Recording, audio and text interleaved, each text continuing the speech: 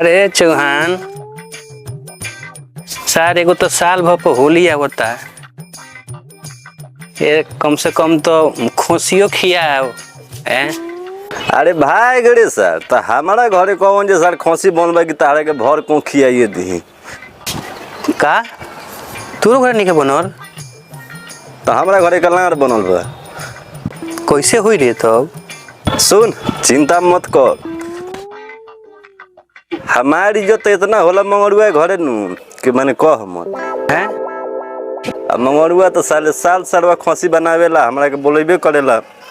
आ सुन हाँ हाँ इज्जत देखे के बाद तो आप मंगरुआ घरे या चार को छोकरा खसो कनियो के लेके जाओ।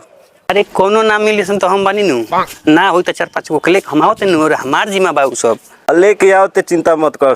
देख हम के मंगरुआ घर चलता नहीं उजौर और दोस्त बालो हर साल मुंह उठा के चल आवेला लो। ये चौहान काय को हता रे बड़ी मेही हो सो सरवा हमारा विश्वास नहीं के खियो सब ओ घड़ी से कहता रे में ही हमेशा मंगरुआ खियाई ओ कलो मुंह भी धोबो करे तो काहे चिंता कर दे को अगो मोछैला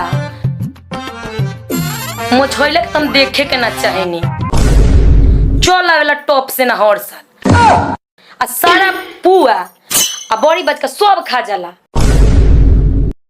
आ चिकन तो सारा कढ़ाई चाट जाला। आज के बाद होली एक के साल नु आवेला एक बार में। अरे औरत कब बोलावेलन सन?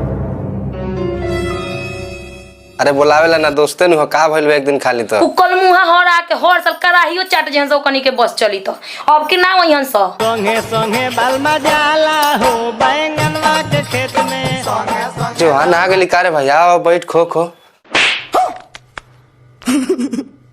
हम का कोई नेता रखे का कनी सर कहता रहा हम का कनी हां हैं इतना ना खिया दो लगे सर पेट के झड़ी पट गए। बताओ कम से कम भौरी संगे होलियो तो खेल सकत नहीं सर। चल सर यहां कर। अरे आओ ना आओ भागत काहे बड़े यार खा ले आओ चल